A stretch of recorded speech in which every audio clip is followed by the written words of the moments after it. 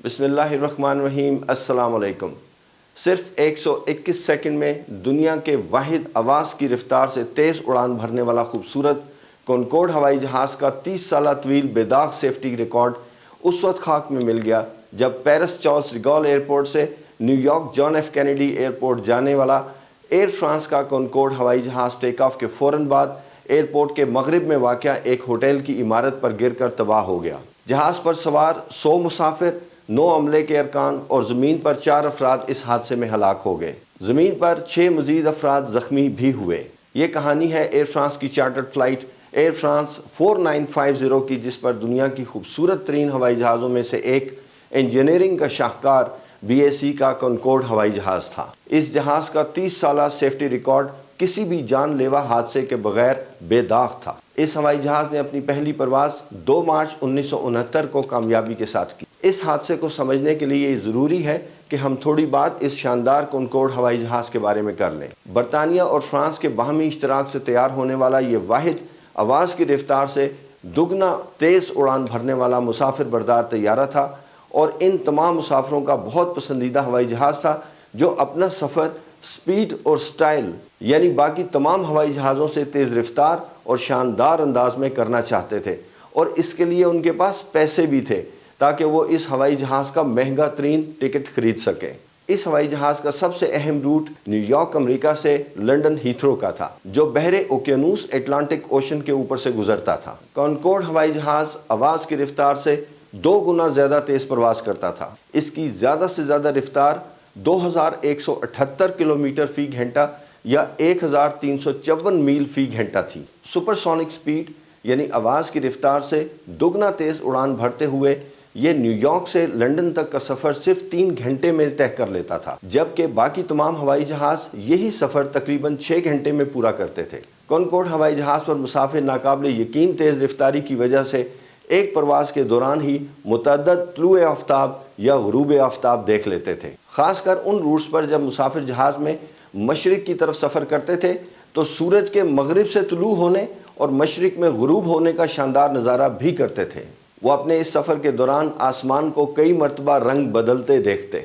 इस हवाई जहाज़ पर सफ़र अमीर तरीन लोगों के लिए एक स्टेटस सिंबल भी था। ये जहाज़ 60,000 फुट की बुलंदी तक परवाज़ कर सकता था। इस जहाज़ पर पड़ने वाली पहली नज़र में ही इसके डेल्टा विंग्स इस जहाज़ की डी शेप के शक्ल के पर नज़र आते थे। ये डी शेप के पर इस हवाई जहाज़ की आवाज़ की रफ्तार से दुगना तेज़ उड़ान के लिए बहुत ज़रूरी थे, बिल्कुल फाइटर एयरक्राफ्ट की तरह। आपने बहुत से फाइटर एयरक्राफ्ट देखे होंगे जिनके पर भी इसी तरह के होते हैं। इन डेल्टा विंग्स के साथ टेक ऑफ पर इस हवाई जहाज़ को एक लंबा रनवे दरकार था, जिस पर वो टेक ऑफ के लिए अपनी मतलूबा तेज़ रफ्तार हासिल कर सकता। मिसाल के तौर पर कॉनकॉर्ड हवाई जहाज़ के अलावा बाकी तमाम सब सोनिक एयरक्राफ्ट यानी आवाज़ की रफ्तार से कम रफ्तार पर उड़ने वाले हवाई जहाज़ 140 से 150 मील फ़ी घंटे की रफ्तार से टेक ऑफ करते हैं, जबकि कॉनकॉर्ड हवाई जहाज़ ने 200 मील फ़ी घंटा यानी तकरीबन 370 किलोमीटर फ़ी घंटा की रफ्तार से टेक ऑफ करना होता था। लड़ाका जंगी जहाज़ों की तरह टेक ऑफ करने वाले इस हवाई जहाज़ के इंजन्स में भी आफ्टर बर्नर्स लगे हुए थे, जो इस हवाई जहाज़ को जल्द से जल्द स्पीड पकड़ने में मदद करते थे ताकि टेक ऑफ में भी आसानी हो जाए और टेक ऑफ के बाद भी जहाज़ को उड़ने के लिए मददगार तेज़ रफ्तार के लिए पावर मिलती रहे। 370 किलोमीटर फ़ी घंटे की रफ्तार से रनवे पर दौड़ते हुए टेक ऑफ करने पर इस हवाई जहाज़ के टायर बहुत गर्म हो जाते थे और दर हकीकत अपनी 30 साल तारीख में 57 दफ़ा इसके टायर फटने का वाक़या भी हुआ। इसमें से 12 दफ़ा तो फटने वाले टायर के तेज़ रफ्तार टुकड़ों के परों के नीचे और व्हील्स के साथ टकराने से हवाई जहाज़ को नुकसान भी पहुंचा। इनमें से भी 6 दफ़ा तो टायर के टुकड़ों के परों में लगने से जहाज़ के परों में मौजूद ईंधन के टैंक में सुराख हो गए और ईंधन बाहर गिरना शुरू हो गया।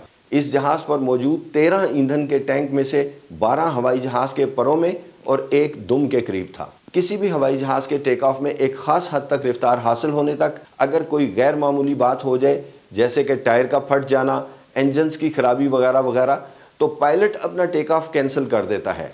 इसे रिजेक्टेड टेक ऑफ भी कहते हैं। लेकिन अगर हवाई जहाज़ इस हद से ज़्यादा रफ्तार पर पहुंच चुका हो तो किसी गड़बड़ की सूरत में भी अब महफूज तरीक़ाकार ये है कि जहाज़ टेक ऑफ कर जाए और टेक ऑफ के बाद ख़राबी को हैंडल करते हुए واپس لینڈ کرنا ہو تو فوراً واپس لینڈ کر جائے، کیونکہ اس تیز رفتار پر ہوائی جہاز کو رن وے پر روکنا ممکن نہیں ہوتا اور جہاز حادثے کا شکار ہو سکتا ہے۔ آج اس کنکورڈ کی فلائٹ ایئر فرانس 4950 کے ساتھ بھی ایسا ہی ہوا۔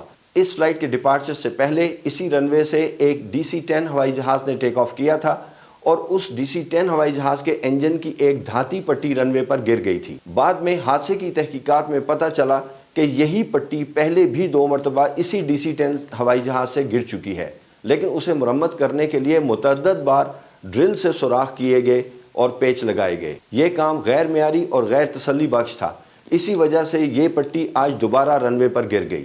DC-10 ہوائی جہاز کو تو فلائٹ میں کوئی مشکل پیش نہ آئی، لیکن اسی DC-10 کے پیچھے پیچھے کنکورڈ ہوائی جہاز رن وے پر ٹیک آف کے لیے پہنچ گیا۔ جیسے ہی DC-10 ہوا میں بلند ہوا، کنکورڈ ہوائی جہاز کو بھی ایئر ٹریفک کنٹرول نے ٹیک آف کی اجازت دے دی۔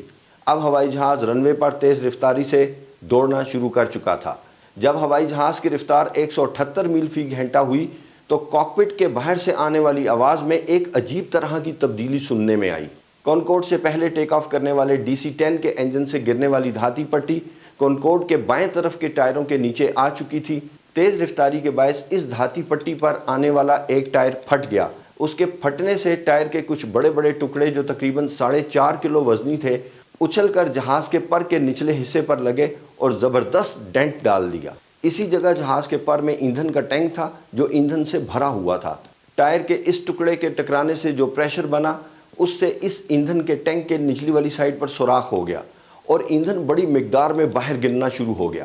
اس ایندھن کے باہر گرتے ہی اس ہوائی جہاز کے انجنز کے آفٹر برنر میں سے نکلنے والے شعلوں سے اس میں آگ لگ گئی۔ اس وقت کاکپٹ میں انجن فائر وارننگ آ چکی تھی اور اس لگنے والی آگ کا دھواں انجنز میں جانے کے باعث دونوں انجنز کی طاقت تھرسٹ کم ہو چکا تھا۔ کاکپٹ میں بائیں ہاتھ کے دونوں انجنز نمبر 1 اور نمبر 2 کے سبز رنگ کی انڈیکیشن لائٹ بند ہو چکی تھی، جس سے پائلٹ کو یہ پتا چلا کہ اس کے بائیں ہاتھ کے دونوں انجنز کام کرنا چھوڑ چکے ہیں۔ اسی دوران کیپٹن نے یہ محسوس کیا کہ ہوائی جہاز رن وے سینٹرل لائن سے بائیں جانب کی طرف ہٹ رہا ہے۔ اب ہوائی جہاز کی رفتار اتنی زیادہ تیز ہو چکی تھی کہ ٹیک آف کینسل کرنا ممکن نہیں تھا۔ کیپٹن کے سامنے ایک اور گھمبیر صورتحال تھی اور وہ یہ تھی کہ جہاز تیزی سے رن وے کی بائیں طرف کے کنارے کی طرف جا رہا تھا۔ ابھی اگرچہ سپیڈ ٹیک آف لمٹ سے کچھ کم تھی، لیکن اس کے باوجود کیپٹن نے ٹیک آف کر لیا، روٹیٹ کر لیا۔ ایسا اس نے ہوائی جہاز کو ایک ممکنہ شدید حادثے سے بچانے کے لیے کیا جو ہوائی جہاز کے رن وے کے اتر جانے کی صورت میں ہوتا۔ اب جہاز بائیں جانب کے پر کے نیچے لگی ہوئی آگ کے ساتھ ہوا میں بلند ہو چکا تھا۔ ڈیوٹی پر موجود ایئر ٹریفک کنٹرولر جو یہ سب کچھ کنٹرول ٹاور سے دیکھ رہا تھا، اس نے فوراً اس جہاز پر پائلٹ کو وائرلیس پر بتایا کہ آپ کے پیچھے آگ کے شعلے بلند ہو رہے ہیں۔ ادھر جہاز کے کاکپٹ میں موجود پائلٹس اور فلائٹ انجینئر اس بات کی بھرپور کوشش کر رہے تھے کہ کسی طرح آگ کو بجھا دیا جائے اور بائیں جانب کے دونوں انجنز اکٹھے بند ہونے کی وجہ سے جہاز کے دائیں اور بائیں طرف کے پاور کے فرق کو کسی طرح کم کیا جائے۔ ایئر ٹریفک کنٹرول نے پائلٹ کو جہاز موڑنے کی صورت میں رن وے پر کسی بھی جانب سے اترنے کی اجازت دے دی اور ساتھ ہی ایئرپورٹ پر موجود فائر کی گاڑیوں کو اس ایمرجنسی پر بریفنگ دینا شروع کر دی۔ جہاز کے بائیں پر کے نیچے سے بڑی مقدار میں نکلنے والے ایندھن میں لگنے والی آگ نے پر میں موجود جہاز کی کنٹرول سرفیسز یعنی جہاز کو کنٹرول کرنے والی سطح کو بہت بری طرح ڈیمیج کر دیا اور اب ہوائی جہاز بائیں جانب کی طرف رول میں آنا شروع ہو گیا، یعنی اس کا بایاں پر نیچے زمین کی طرف اور دائیں سائیڈ والا پر آسمان کی طرف ہو گیا۔ اب جہاز تیزی سے نیچے گر رہا تھا۔ پائلٹس کی ہر کوشش ناکام ثابت ہوئی اور بالآخر ہوائی جہاز 121ویں سیکنڈ پر ایئرپورٹ کے مغرب میں واقع ایک ہوٹل کی عمارت پر کریش کر گیا۔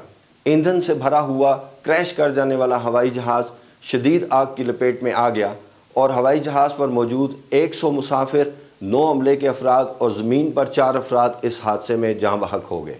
حادثے کا شکار ہونے والی ایئر فرانس کی اس چارٹرڈ فلائٹ پر لوگوں نے نیو یارک امریکہ سے ساؤتھ امریکہ کے لیے ایک تفریحی مقام پر موجودہ ایک کروز میں اپنی چھٹیاں گزارنی تھیں۔ اس حادثے کی تحقیقاتی ٹیم نے رپورٹ میں لکھا کہ پائلٹس کا کسی ایسی صورتحال میں جس میں ایک ہی سائیڈ کے دونوں انجن آگ لگنے سے ایک ہی وقت میں بند ہو گئے کوئی ایمرجنسی ٹریننگ نہیں ہوئی تھی۔ شاید کبھی کسی نے ایسا سوچا بھی نہ ہوگا۔ یہ حادثہ صرف ایک ٹائر پھٹ جانے اور پھر اس کے اڑتے ہوئے ٹکڑوں کی وجہ سے ہوا۔ اس حادثے نے اس ہوائی جہاز کا مستقبل تاریک کر دیا۔ فوراً ہی تمام کونکورڈ ہوائی جہازوں کو گراؤنڈ کر دیا گیا اور جب تک ان پر ضروری کام کر کے نیا سرٹیفکیٹ حاصل نہیں کر لیا جاتا انہیں دوبارہ اڑنے کی اجازت نہیں دی گئی۔ ضروری تبدیلیوں کے بعد بھی ان ہوائی جہازوں کی فلائٹس بحال نہ ہو سکیں۔ بالآخر 26 نومبر 2003 کو تمام ایئر لائنز نے اس ہوائی جہاز کو گراؤنڈ کر دیا، اس کی تمام فلائٹس کو ختم کر دیا۔ اب یہ ہوائی جہاز میوزیمز کی زینت ہے۔ اس المناک حادثے کے ساتھ اس شاندار ہوائی جہاز کا سفر اختتام پذیر ہوا۔ Very sad. اللہ تعالیٰ آپ کو اپنی حفظ و امان میں رکھے، آپ کا سفر بخیر ہو۔ نیکسٹ ویڈیو تک کے لیے اجازت چاہتا ہوں۔ اللہ حافظ۔